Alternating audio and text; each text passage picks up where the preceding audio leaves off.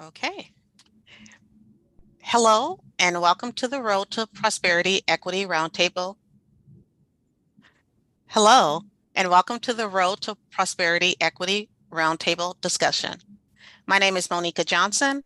My pronouns are she, her, and I will be your facilitator this evening. The Interstate Bridge Replacement Program wanted to start this dialogue about DBE participation and workforce diversity on mega transportation projects. Today, we have an amazing panel of people who will answer some questions on what is happening and what can be done. I will now turn it over to Greg Johnson, IBR Program Administrator, to give some welcoming remarks. Greg. Thank you, Monica. This is once again my pleasure to join this panel. This is our fifth in a series of equity roundtables that the IBR program has hosted.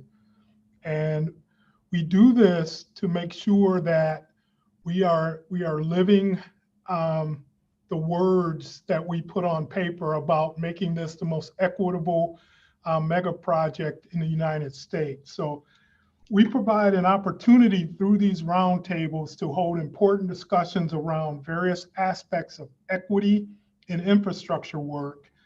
And this supports our commitment to equity by bringing different voices to the table and centering our equity priority communities. So please allow me to share with you why we are focusing tonight's discussion on workforce diversity. One of our equity objectives is to ensure economic opportunities generated by the program benefit minority and women-owned businesses, BIPOC workers, workers with disabilities, and young people.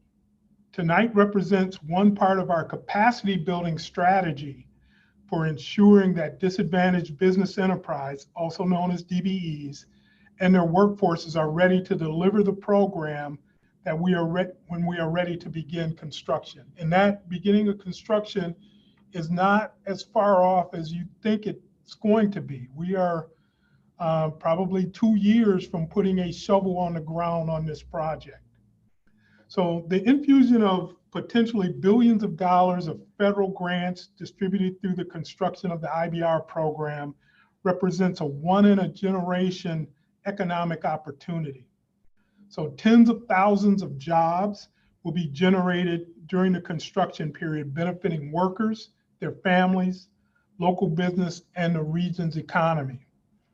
The ability for small businesses to grow, prosper, and provide living wages to workers to support their families is a powerful benefit for our region. We consider this a particularly meaningful opportunity for business owners who would not have previously been considered for large infrastructure projects due to their race, nationality, or gender.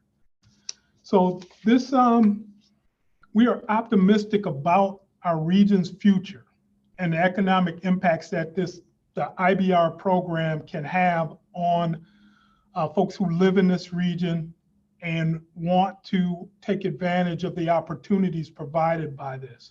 So we are delighted to welcome all of tonight's discussion and to talk about a prosperous future for folks, once again, who have been left out of these type of programs in past decades. So I will turn it back to Monica to do the rest of the moderation. So thank you. Thank you, Greg.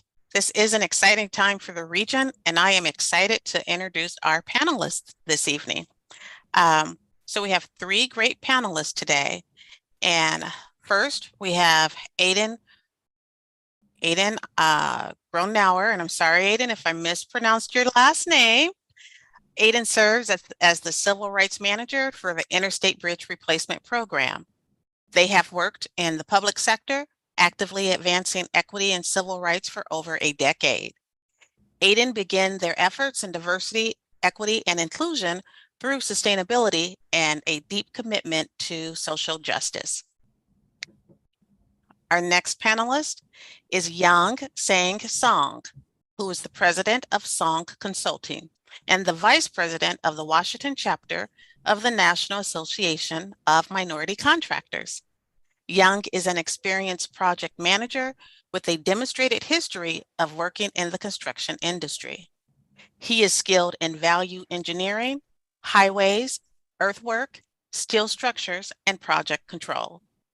He brings the perspective of a business owner of color who has obtained DBE certification and is now helping others obtain their own certification.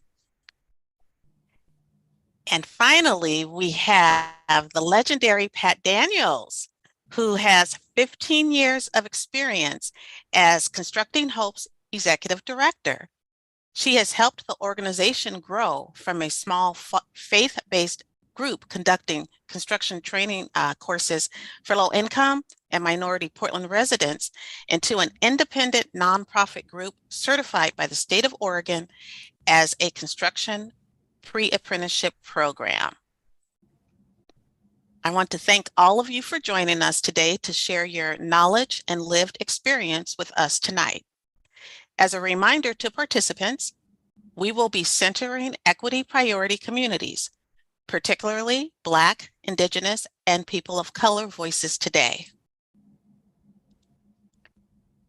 For participants in the Zoom room, please use the Q&A feature to submit your question. If you look to the bottom of your screen, you should see it available.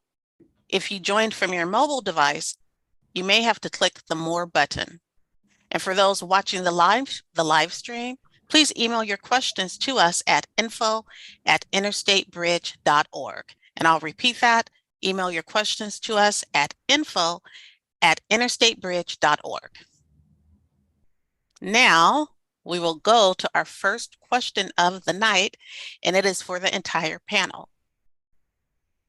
Disadvantaged business enterprises, or DBEs, are for-profit businesses where socially and economically disadvantaged individuals have at least 51% ownership interest and also control management and daily business operations.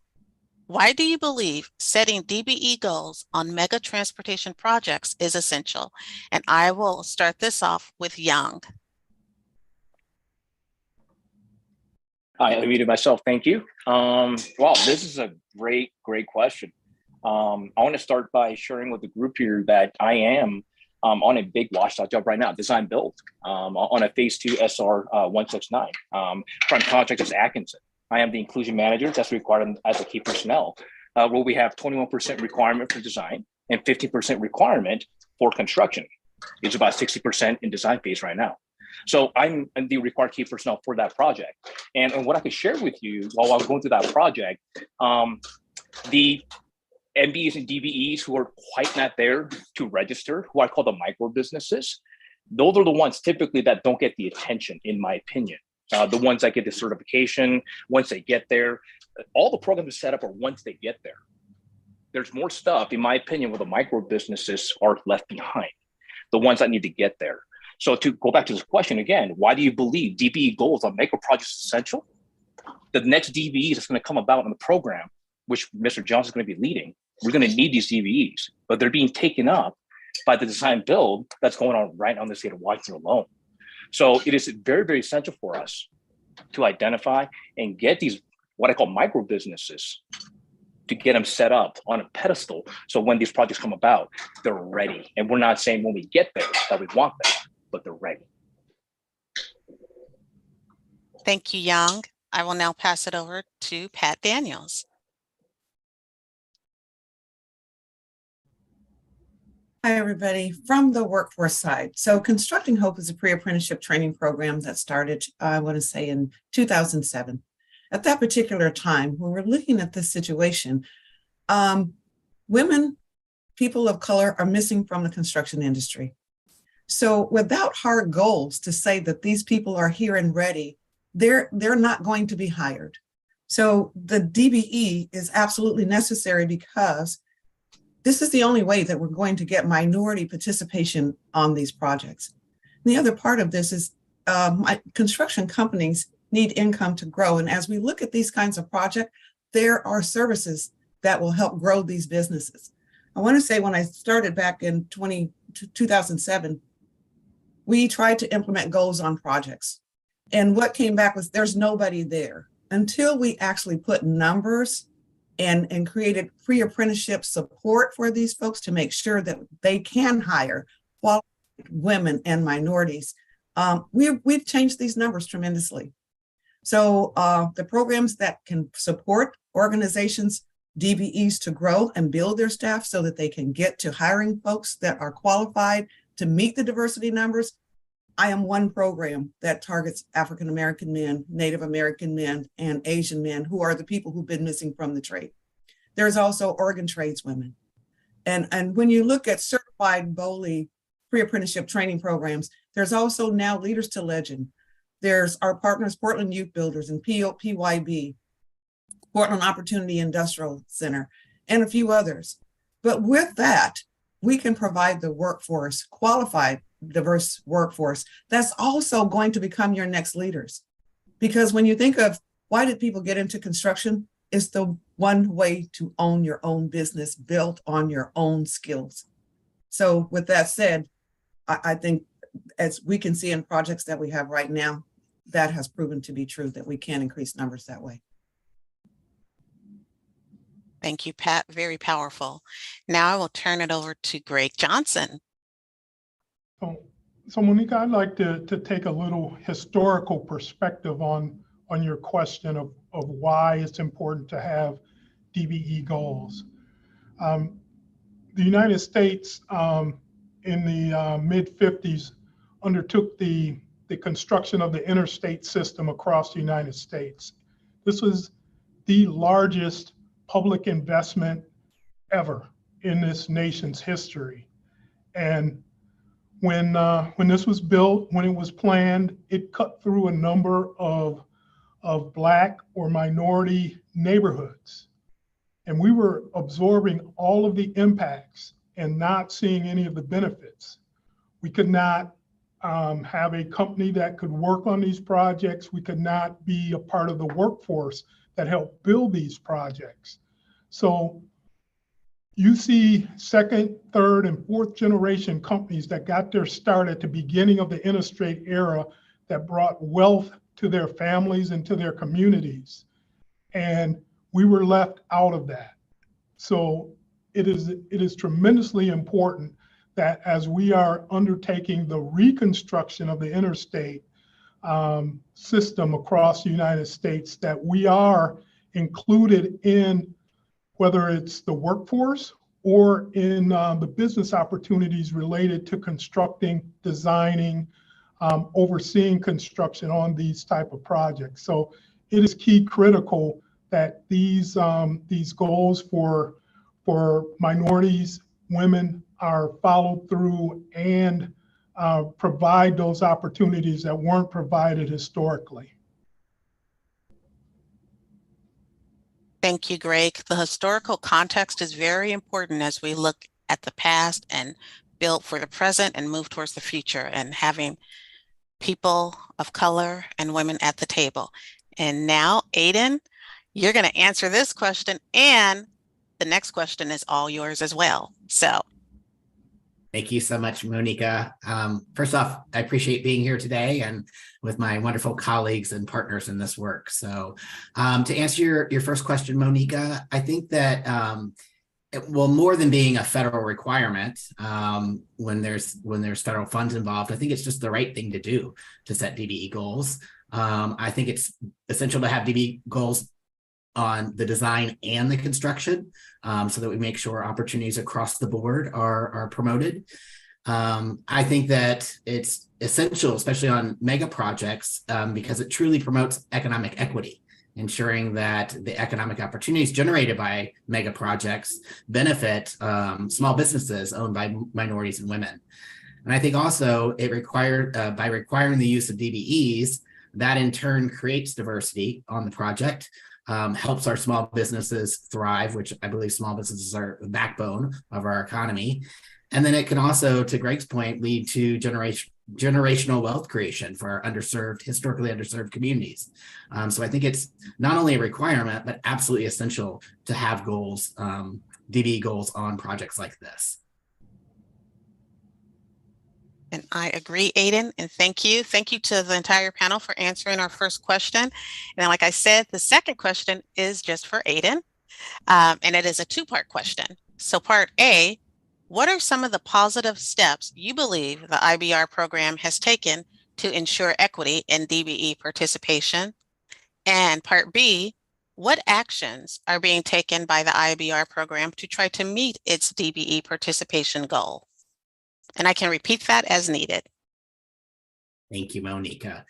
All right, so I think for your first part of your question, as far as positive steps the IBR program is taking to ensure equity in DBE participation, I think the program has started by centering equity in both our processes and outcomes, which I think is huge, especially for a mega project of this size. We've been doing robust outreach and engagement to DBEs across both states, Oregon and Washington, for this project. Another great thing that I think we're doing is being very intentional about how we structure the various contract packages, ensuring that we can see DBEs participating not just at sub levels, but also priming on projects. I think also we've done really well as far as identifying and mitigating barriers that we know DBE community faces on projects of all sizes. And we've also been partnering with business development and supportive services providers. So I think those are just a few of the steps that the program has really been leaning into and doing to help ensure that we truly have equity for DBEs on this project. As far as your second question relating to actions that the program is taking to try to meet its DBE participation goal, we currently only have one goal on the project, and that's for the preliminary engineering. We will have future goals as other packages come out for both design and construction. But currently on the preliminary engineering contract, we are meeting goal. And part of that is of why we're meeting goal, I believe, is because we're really leaning in with equity. We're tracking, we're measuring. I believe that what you care about, you track and you measure. And so we're doing that. We have DBE inclusion plans that our prime has created to not only track participation currently, but also look into the future, do some forecasting as other packages are coming out to see what DBEs are out there and where they could possibly fit in different scopes of work. We have regular check-ins with the project at the senior level to talk about how we're doing on the project, so all eyes are on it. Also, I believe another thing we're doing to help is our current DBEs on the program. We have regular check-ins. I call them health check-ins, but really it's the wellness of the DBEs that are currently on our project to make sure that they're, doing well, hear about any concerns they might have, how things are going, and just kind of that check-in to make sure that they're doing well and thriving on this project. So those are just a few of the things that we're doing, but excited for the future. Thank you, Aiden. I really like how you you stressed the program is focusing on equity, that the program is leaning into equity as the program seeks DBE participation, because that is so important. So thank you. Our third question is actually for Pat and Greg. And so the question is, what are some approaches or things you would like to see projects do in their outreach efforts to DBEs and small businesses to increase DBE participation? And we'll start with Pat, and then we'll move to Greg. Pat, you're on mute.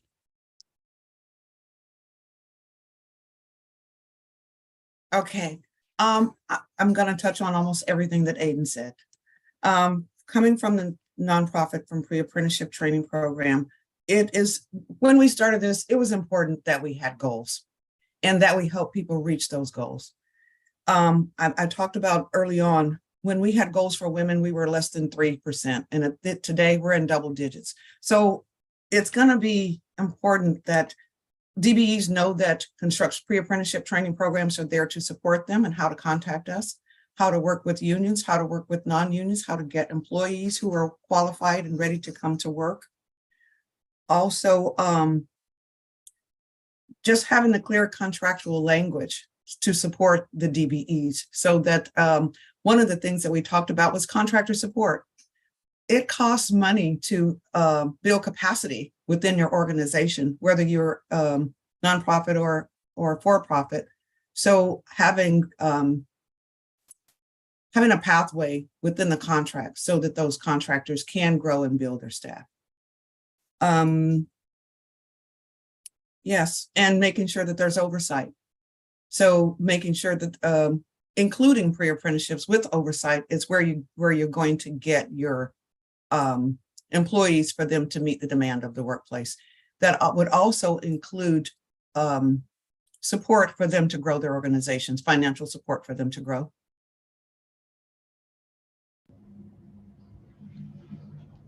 So Monica, to that question, I've been in this industry over 40 years, overseeing construction design and agencies. And in that time, I've seen some successful strategies that open the doors for small and DBE businesses to be successful. But one of the most important things is knowledge, is having the ability for DBEs to come and interact and understand what the construction projects or the design projects are about, having resources that will be able to talk to them and give them guidance on questions they may have. So that's the first step we did. We started creating office hours for IBR, where small businesses, DBEs can come in and sit and talk to us and learn about what the program is going to be and what the expectations they can have. One of the second strategies is having the wherewithal financially to work on projects like this, having access to bonding and capital.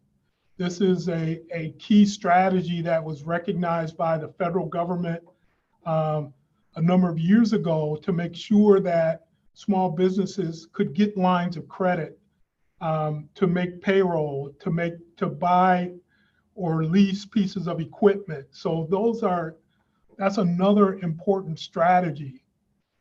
Another strategy is what the owners can do, whether it's a DOT, a city, or a private owner. It's making sure that projects are sized appropriately, excuse me, are sized appropriately where DBEs and small businesses can grow from being subcontractors to eventually taking on a prime contracting role.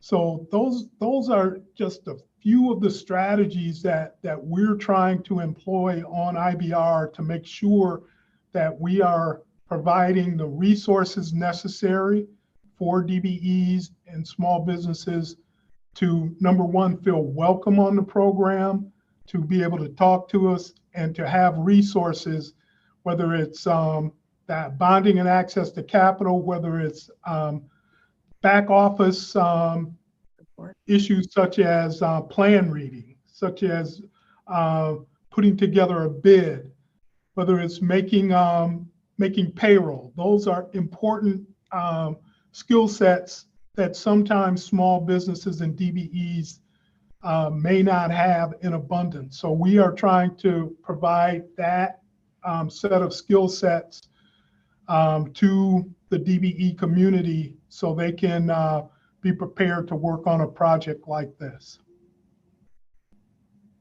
Thank you, Greg and Pat. And you both hit on, oh, Pat, did you have something else to add? Well, the only thing I was going to add was the huge piece of mentoring, where the larger organizations are mentoring the smaller organizations. Constructing Hope would not have made it without other people supporting us. So I think the mentoring piece is absolutely key. Yeah, mentor-protege relationships are tremendously important to help move the needle and give another resource for DBEs and small businesses to be successful. So I agree 100%, Pat. I too agree. And thank you for both of you for those comments. And especially, Pat, I liked how you specified that there has to be clear contractual language, because DBEs need to understand what the requirements are of them. And Greg, I like how you hit upon having access not only to the owner's team, but also capital and financial assistance, which is key to DBEs being successful. So thank you both for responding to that question. And now we'll move to the fourth question. And this question is for Young and Pat. And we're asking, what are some programs that help aspiring small businesses get DBE certified? And so we can start with Young on this one, and then we'll go to Pat. Well, thank you very much. A lot of the stuff that I'm going to say, I think it's going to tie into the last two panelists who spoke. But just to get right to the questions about what is available. I want to start with the Mentor Protege program. I know both Pat and, Greg was talking about the mentors and the protege. So, Washington Sound Transit has I think cohort 5 now, a Mentor Protege program. And it's designed for mega projects. Now, mega projects, if I may get this wrong on Washington, I think it's anything above a certain amount of value, it's $200 million. And it's designed to get MBEs and DBEs paired up with prime contractors. And how that process works is they also actually have an MBE who gets assessed by an assessor. And I have done that 3-4 times for this program. So someone gets assessed and they get put into a certain category and what level they're at. And then they get paired up with a prime contractor and they go out through a design and build, make a project together. So to answer your question, there's one program that I'm aware of that is actually going on right now. So cohort 5, they just got done doing that. And then second, I want to say all these agencies, public agencies, cities, counties, like for example, King County, Mountain Lake Terrace as a city, I have seen proposals come out where these agencies, public entities want to provide DB support services that they want to pay for. This was all kicked off, in my opinion, from the governor's executive order that goes for about 1.5 years. And these public agencies are being reactive because now they must show that they're being inclusive, and it's the reactive to that. So all these agencies are actually putting out for bid for consultants, contractors to take on this contract to teach MBEs and DBEs the skills that Greg was talking about, payroll, certified pay, all this kind of stuff. So there's a second one, for example. But the third one that I want to say is almost, add on to 1 and 2 and everything that Pat and Greg said, is for the individuals who attend these meetings. I, as a consultant, teach a lot of these courses. The DBEs who attend, the ones that actually care, the ones that actually have the grit to stick around to ask the questions. And just because you're part of a program doesn't mean they're going to come in there and give you an extra scoop of help to give you help. No, it doesn't work that way. So this is a hard discussion that I have with many, many students when they come into any type of mentoring positions or training positions that they, sign up for. And I start out by saying, yeah, we could talk about what's available, but it's really the individual and the business owner and what they want to do with it. So I will leave it at that. So I give some examples of 2 programs that, that are available currently, and there's many more coming available. But besides whatever program anyone takes, it is up to that business owner, and they're the one who needs to follow up with it and make something of it. So, and I'll end it with that. Thank you. Thank you, Pat. Pat, you're on mute. What I would add to that is just locally, Constructing Hope is really fortunate that over the last 15 years, we've had 10 people who have become contractors. So that's a perfect example of the first question on how does this benefit the community? Because I have guys who've come from formerly incarcerated to business owners. Now with that, who are the organizations that help them? I'm going to say NAMCO, National Association of Minority Contractors, PDGB, Portland Development Group, City of Portland also has a program. So when you actually look around, there are many places, I think Latino Network also, and we can't forget OAMI. So I'm trying to just think of what are some of the companies just off the top of my head, and those are the ones that come forward in that these are the organizations that help my graduates become contractors and who are also helping them grow from small business to DBEs. So again, I think everything that I forget who my partner, Juan Young, said, but I would say those companies are probably the top ones for Portland, and I'm sure there's many more. But wait, I'm going to go back and say one thing that we forgot. any project that has a community benefits agreement. Also, where we're talking about the size of the project and actually growing people like DBR, that same support is going to be there just through the contract, that we will provide support to help you grow. Thank you, Pat and Young. I do want to add one more thing. I forgot to add a third one. The director of OMWBE from the state of Washington, Leica Fernandez. I actually had a direct contract with her to work with the micro business. I got paid to work with a micro business, to work with them to get them certified on a proposal for a major county job. And when that job happens, that person will have a job lined up, ready to go, and they're part of the proposal, and they're part of the innovative plan that we're putting in the RFP. So when it comes to innovative things, when it comes to written proposals, you've seen some leading examples from companies that are starting to do that. But another example, I wanted to add number 3. So Leica Fernandez came to me directly and said, Young, I want you to do something different and get micro business certified through OMWBE. And so we did that. So option number 3, just wanted to add that. And that made me think about MISO. Some of my guys have also been to MISO. So there's lots of opportunities for support. There is. And I really like how you both laid out your responses, and that the three areas, Young, that you mentioned, and Pat, hearing about how you had participants in your program that went from being incarcerated to business owners. That is something to definitely showcase. So congratulations. Thanks. Okay, we are rocking and rolling along. So the 4th question we have is for Greg. And Greg, given the workforce shortage and the scope of this project, what efforts have been taken to navigate work towards local DBE participation? So one of the things that our program has that makes it unique is we created a position called the Principal Equity Officer for the program. And that person is the responsible party for our program to make sure that we are living by what we said we were going to do, centering equity. So that was the first step, to keep that focus on the issues.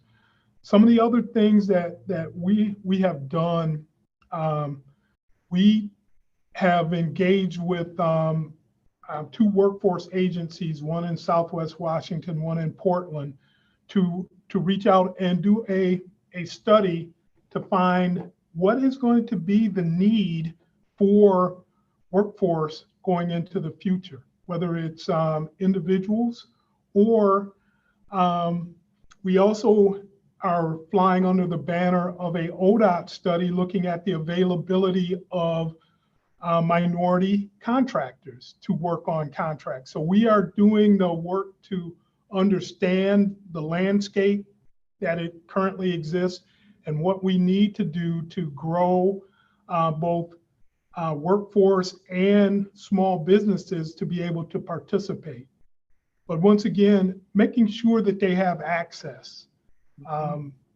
Prime contractors, they know what phone to ring, or they know who to contact, who to email to get their questions answered. A lot of the time, small businesses and DBEs have no idea of who to talk to. So that's one thing, one barrier we want to take out of the equation and make sure they know that they can come and talk to us and have any of their questions answered, to knock those barriers down to participating on the program. But once again, this is going to be such a large effort for a number of years. So we're looking at close to 8 to 10 years of construction, and with $6 billion worth of work. And if we have let's say a DBE goal of 15%, that translates to 900 million overall, and that translates to 90 million a year in payments to DBEs. So we're going to look in three categories. We're going to look at existing DBEs who are doing businesses with the DOTs, but we're also going to look at folks who are not certified as DBEs to try and get them certified as DBEs in small businesses. And then we're also want to look at the folks who want to start their new business and work on this project. So this is going to be an all-out effort to identify folks in those three categories and get them to the table to make sure they understand the opportunities that will be available for them. Thank you, Greg. I'm going to summarize your comments is this program is the land of opportunity, and that is exciting right now. Now I'm going to see if we have any questions from our audience for the panel.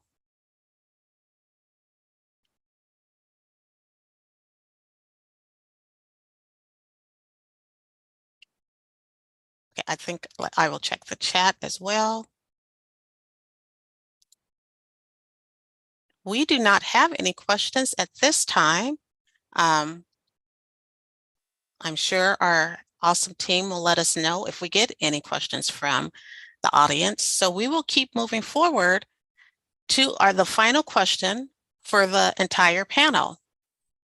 So the question is, what does equity look like to you when it comes to the work involving DBEs? And Greg, why don't we start with you, and then we'll go Greg, Aiden, Pat, and Young.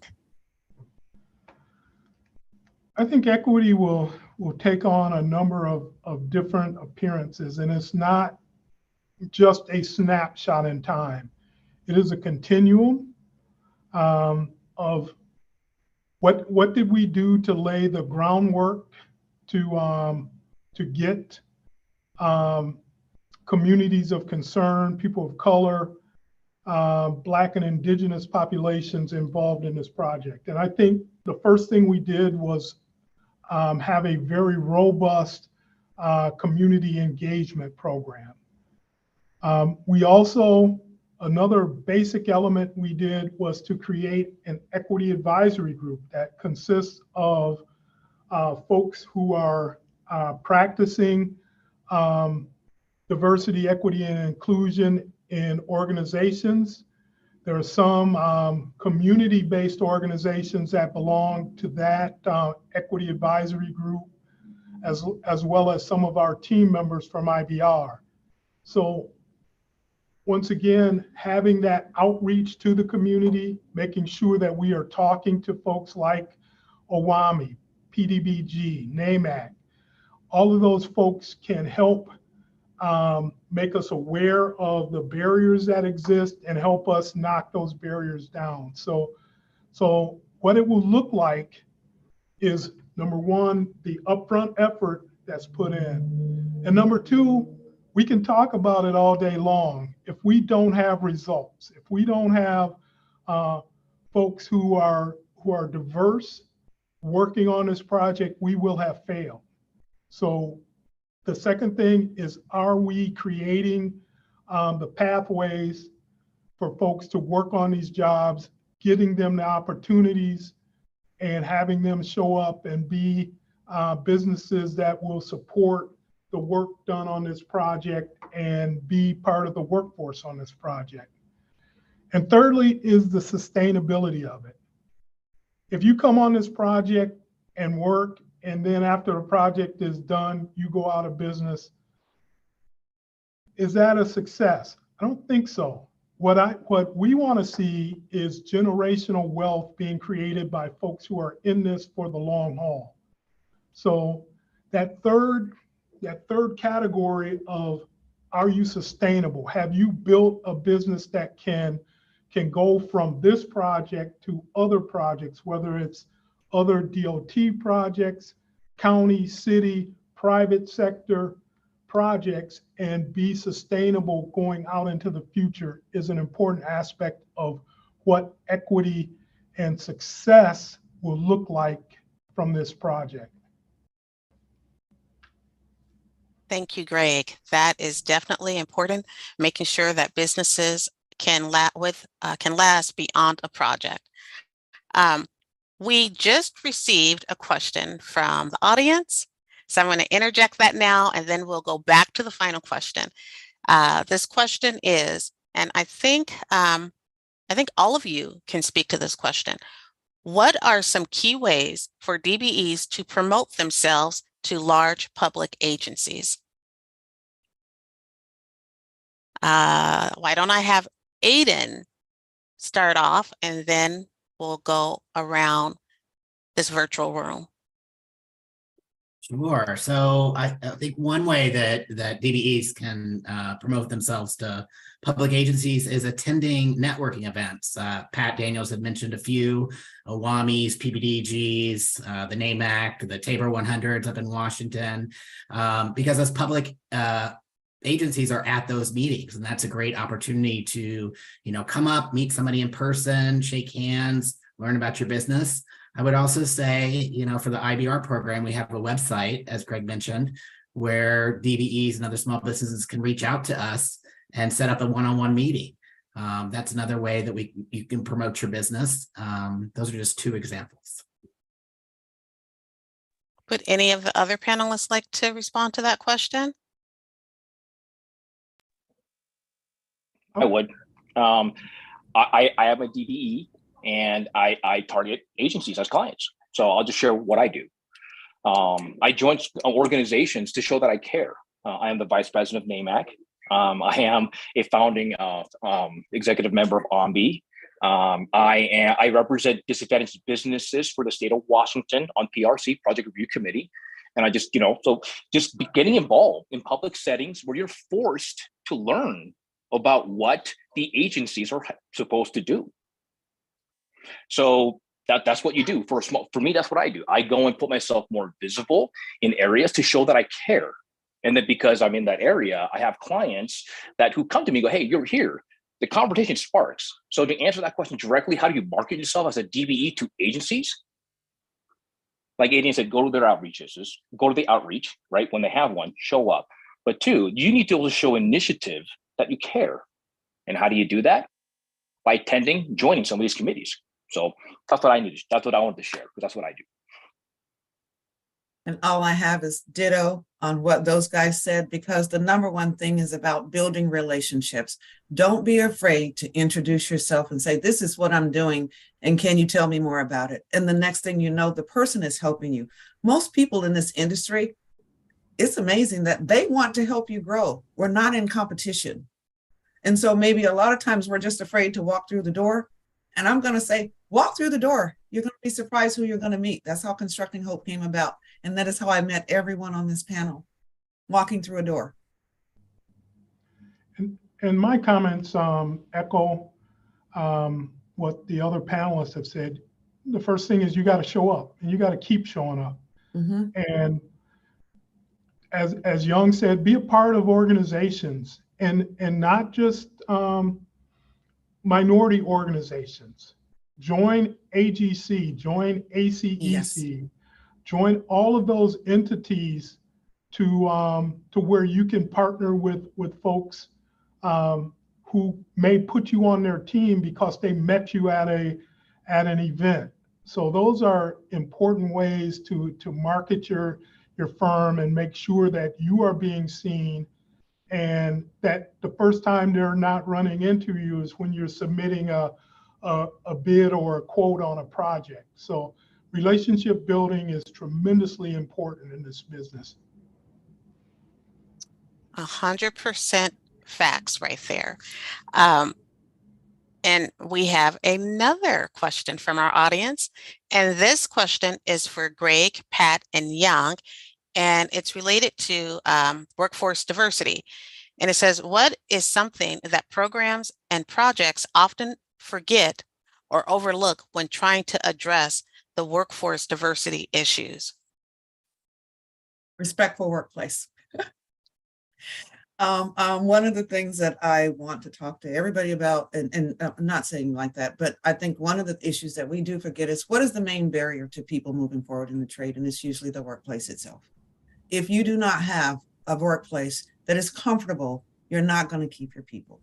So one of the things that a lot of the programs are doing is making sure that we have a respectful workplace, that there is an avenue for people of color and women to feel comfortable when they do come to work and have an outlet if something should happen, so that the workplace is comfortable for everyone. We know historically that the people that were not welcome, and today we need those folks in order to have a workforce that's going to meet the needs of this industry. So we're going to be together. Let's find a way to work together.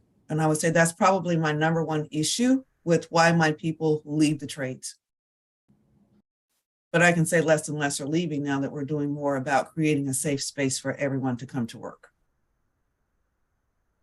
Thank you, Pat. Greg, you're next on my screen, and then Young.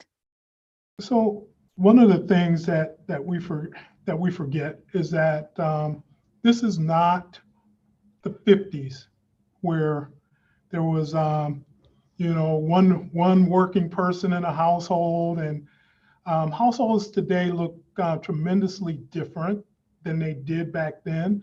So nowadays you have women in the workforce. And we need women in the workforce, as Pat said, to fill out and to make up this gigantic hole we have in the construction industry. So what's one of the key barriers is childcare. So Yes. how do you now create a opportunity where a working mother can come and work on a project? You start looking at, okay, can we give childcare credits? Can we create on-site childcare to help her deal with taking care of small children? And secondly, transportation. Do you have reliable transportation to get to a job site that may be 20, 30 miles away from you? So this is an issue that the IBR program is looking at. Can we work with TriMet and C-Tran to create transportation to our job site and have it be flexible enough if folks are working overtime to where they still can work their overtime and get back to their neighborhood in a reasonable way? So all of those things we're looking at to help diversify the workforce. We're looking at how can we talk to junior high and high schoolers to make them aware of the opportunities. So a lot of different things that we think will help build the workforce and make it powerful and diverse to reflect the communities that we operate in.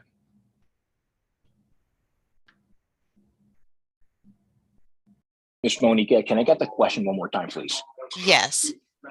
Relating to workforce diversity, what is something that programs and projects often forget or overlook when trying to address the workforce diversity issue? The reason why I asked you is because I worked for a prime contractor for 15 years of my career. So as stuff being forgotten, I've done it. So I'll tell you what I forgot. With the bigger companies who I work for, a lot of times when there's MBE/DB stuff that needs to be spoken for from a company's perspective, they usually have a representative or a champion. So, and when it gets to the job site, a lot of times that type of excitement, type of here's what we do, it doesn't carry through to the field. So what gets forgotten is that excitement, that wanting to help the MBEs and DBEs, and what that person says, champion says, doesn't necessarily meet to the level of the superintendent and the person who's on site employing and managing the MBEs and DBEs. So to answer directly, that's what gets forgotten, because that's what I forgot. And that's why I help by talking to small engineers and superintendents, not going, don't forget that. So if there's something prime contracts could do, please take that excitement and flow it down. Okay. But that excitement just gets forgotten. Thank you, Young.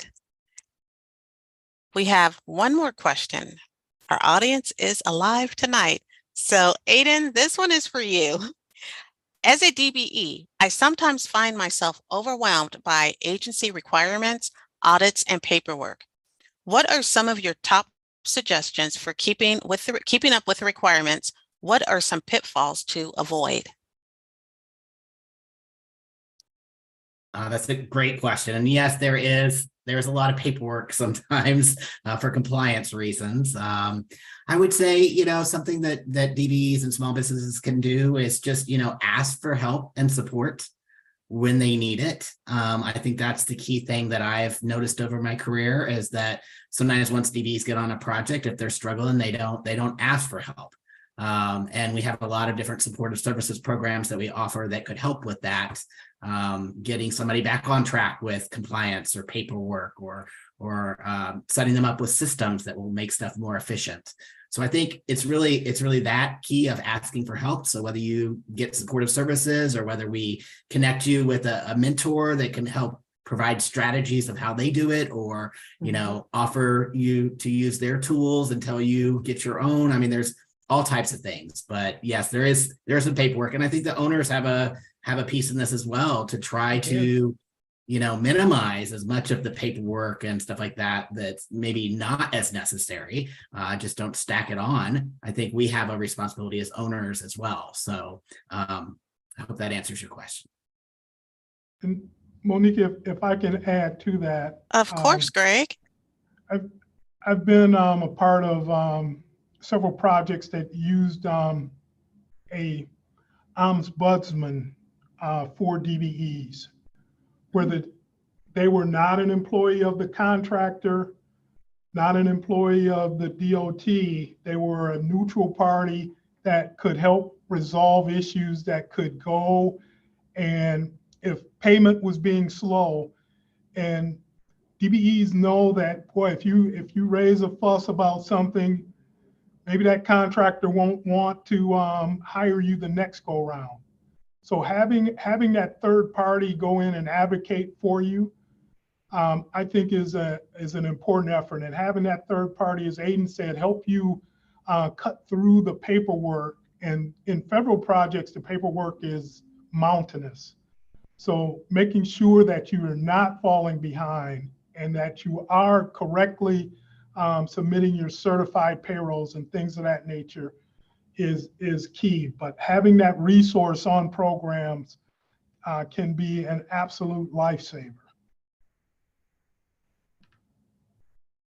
Thank you, Greg. And Aiden, to the audience member that asked that question, definitely reach out for help, because there's no need to feel overwhelmed when you have resources available. So I want to thank the panel for taking time to respond to these questions. We have one more, and well, Monica is having technical difficulties. So one moment, please, as I get my mouse to work. Okay, one more. And this, Aiden, I think this question is for you. Can someone on the panel explain what is involved in a safe harbor agreement? What is involved in a safe harbor agreement?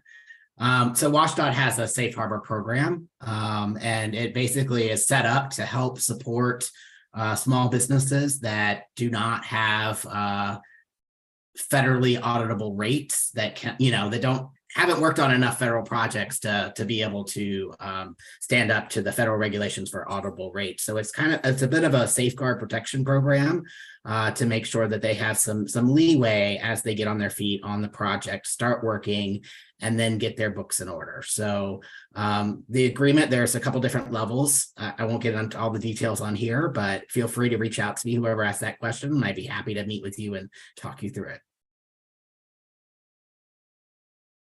Thank And you, just real Aiden. quick, I actually have the agreement with WashDOT. So if this person has like direct questions on like what they went through and all that, like I could answer that part directly, because I go to that program. Fantastic. Thank you, Young. We'll see if the person leaves their contact information, or we can provide your contact information if that's okay, for both you and Aiden. Okay, we have one more question. Greg, I think this is for you and Aiden. What can we do to get involved with the Equity Advisory Group? As a prime contractor, it would be great to engage with the group to know how we can prepare our staff to be accountable to your objectives and understand our synergies. So our equity advisory group meets monthly. And right now their focus is on how can we keep the community apprised of all of the issues that are around this? How can we get community members prepared to be a part of the workforce, small businesses prepared to be a part of the contracting force that's going to help build this. So yeah, I would say if you go to our website, you will see the schedule for our equity advisory group, and anyone can participate via questions to that group, and we would welcome input as to what is important to a small business to be a part of this program. So yeah, please get involved. I would echo what Greg says, not too much to add to that. I would just say, also on our website, there's a lot of information and materials that have been provided at previous meetings. We also record all of those equity advisory group meetings, so you can always go back and watch them on YouTube. So like Greg said, please get involved. We definitely, need all the voices at the table for our equity advisory group. Yes. And I want to inform the audience that the equity advisory group is accepting applications. And so again, visit our website for information. And also our community benefits advisory group is also accepting members at this time. And at the end in my closing remarks, I will give the audience the the program's email address again. We have one more question. Oh no, that question has been redacted, so I will not ask it. So we will go to continue with our final question for the panel, and I will repeat it, and if any one of you can jump in and respond to it. So the final question is, what does equity look like to you when it comes to the work involving DBEs? And Pat, I believe you responded. Young, I got some just some share examples, right? And it's going back to what Greg said, payment for DBEs. Because of my history doing prime contracting and with the stuff that I do, I get a lot of requests from DBEs for support, like the ombudsman that Greg was talking about, when there's issues with payment. To me, equality will look like when a DB could go in there and tell them, give me my money on time. Mm-hmm. And they don't need me to go with them. And when I go in there with them and I pull the contract in front of them and go, it says 60 days here, what's up? And their tone changes. So equality to me looks like, no matter what the certification is, anyone should be able to go in there and talk about money and get the exact same answer, nobody who asks. So to me, I hear this, and this is the biggest thing that I hear about DB companies: cash flow, cash flow, cash flow, cash flow. So equality to me is, if their contract says 60 days, give it to them in 60 days. And they should need anyone else to go in there to prove to them or demand that they should get that. So when that happens, to me, like just like business wise, right, etiquette wise, to treat someone equally, you pay them on time. Yes, it's just that simple. And just like, so when that happens, to me, that's equal. Thank you, Young. And I keep trying to get us through this final question, but we have another question from the audience. So the next question for you all: how can we as a community best assist or pass information to businesses that could be a DBE one day? What kind of businesses can be a DBE? Why don't we give that question first to Young, and then Aiden, if you and Greg and Pat would like to chime in, please do so. Going back to what I'm saying, you're going to need to start showing up to these meetings because no one could tell you respectfully what type of business you should get into. It's something an individual should put a lot of thought into, to respect and process, right? It's a big decision. So first of all, give it the process and the respect to what it is, and come to these events so you can meet these business owners that are DBEs or micro businesses about to get there, so they could share their stories. And I think you getting that exposure, you'll get a lot to see if this is worth it.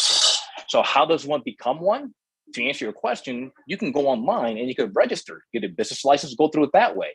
But before you do that, I recommend you go and join some of these groups and attend virtually. A lot of them are virtual now. So attend just to kind of see what the business owners are and to see if you like it. And I would start there before you go heavily into it. So that'll be my suggestion. Aiden, Greg, Pat, anything to add? Greg, you want to go next? Yeah, I'll jump in. Okay. Whatever it is, have passion for it, because this will be a tough undertaking. This is not easy. So if you're gonna get into this, have a passion for doing it. Whether it's you want to be a communications firm doing work for IBR, you want to be a truck driver, you want to be whatever it is, make sure that you're committed to it. That's, to me, that's the first step of being successful, is that you're committed to it and you like what you're doing, because there will be tough times. There will be times when you won't make payroll as easily as you thought. So making sure that that whatever you choose to jump into, and there's just a wide variety, whether it's, concrete sidewalk, whether it's trucking, whether it's excavation. These are things that this program will utilize tremendously for a 10-year time period. But once again, if you come, you got to come prepared and be ready to ask questions and learn, and not become discouraged if you're not tremendously successful right out of the box. Excuse me. So I'll go to Aiden. That was great. Yeah, the only thing I would add to the other panelists' great suggestions is, that the business owner should, or before you start your business, just really hone in on one thing. I see some small businesses sometimes try to, take on many different scopes of work. And I think it is really strategic to start off small, really specializing in one area, like Greg said, what your passion is, because small businesses have very long hours. Wear multiple hats is not an easy road to be a small business owner. And so really just by focusing on one area where you stand out and you can set yourself apart from others because you are so good at that area, that would be my suggestion. My second suggestion would be also make sure that you're getting to AWAMI meetings and other networking meetings to find basically mentors. Because you're going to need shoulders to lean on. You're going to need to get advice from people along the way, and really kind of build up what I like to call your tribe, making sure that you've got people you can lean on that will give you really solid business advice. So those would be two suggestions for me. And I'm going to end with, don't be afraid of falling down. It's going to happen. So when you fall down, just make sure that you get up. And I'm saying this because for me, starting Constructing Hope in 2015, there was a government shutdown and I lost my 501c3. Was it anybody's fault? No. But did it happen? Yes. So when those guys said, it's going to take your passion, I went to Washington, D.C. because I was like, I worked too hard. I'm not giving this up. I didn't need to go to Washington, D.C. for that, but I did. So I'm just saying that that passion has to be more than anything. That when I look at Constructing Hope, I say I'm married to Constructing Hope, because Constructing Hope is my life.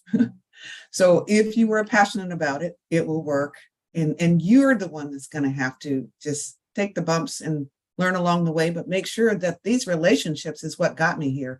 And knowing everybody in this room, whenever I had an issue, I know I can go and talk to them and they're going to tell me the right way to go.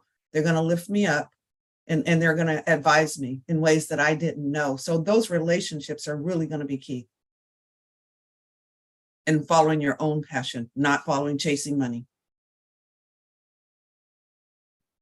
Thank you, panelists. That is excellent advice. And hopefully the audience was able to get most of your responses. And to summarize, it's about relationships and being passionate. I see no more questions from our audience. But before I return to the final question, let me just make sure. Okay. We will return to the final question, and Young, you responded, and Pat responded, and Greg and Aiden.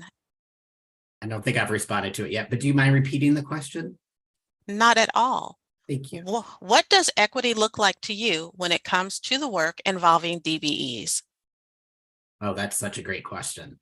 I think what it looks like is that someone's race or gender is no longer a predeterminate for economic success.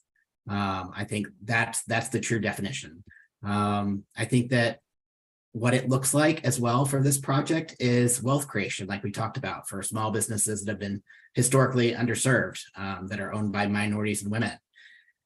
I also think it looks like for this project that we see DBEs or small businesses that haven't been certified, that get certified, get onto this project and eventually no longer fit the qualification of economically disadvantaged. So they graduate out of the DBE program.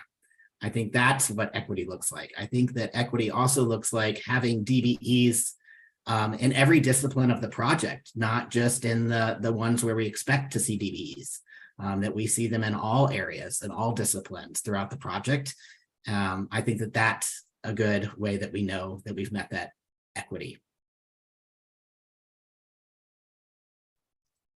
Thank you, Aiden.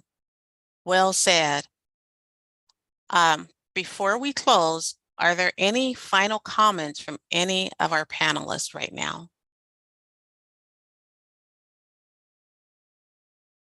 Greg, thank you.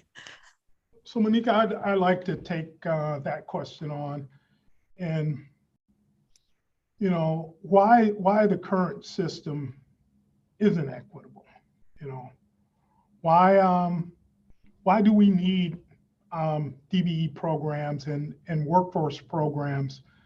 And once again, it was because in this industry, there were barriers to participation. Once again, there are communities across the country. We need to look no further than Albina, which was severed by I-5 construction. And I can almost guarantee you that none of the businesses that profited from the construction of that looked like the residents of Albina. But you can take that across the country. You can take it to my hometown of Detroit. Syracuse, New York is dealing with it. St. Paul, Minnesota is dealing with it. So this is a long-term issue that won't get solved overnight. But we are working on trying to make this equitable. And I give a lot of credit to this administration for them putting it front and center to say, we will value projects, we will give grants to projects that are centering equity, that are centering climate issues.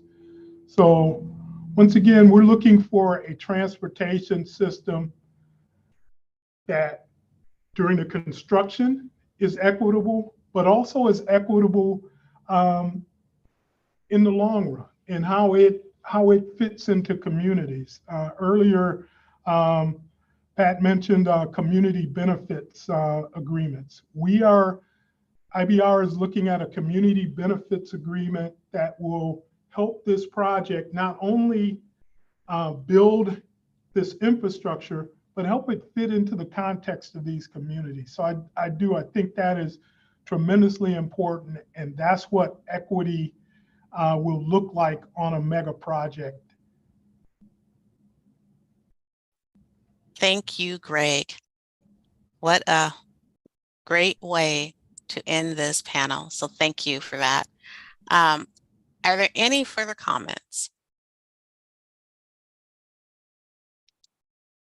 Well, thank you, panelists, for joining us tonight. We have no further audience questions. I want to remind the audience that if you have any questions that you still would like to ask us, please email us at info@interstatebridge.org, and we will try to get you an answer as soon as possible. I am also reminding you that this recording will be available on our website and YouTube channel soon.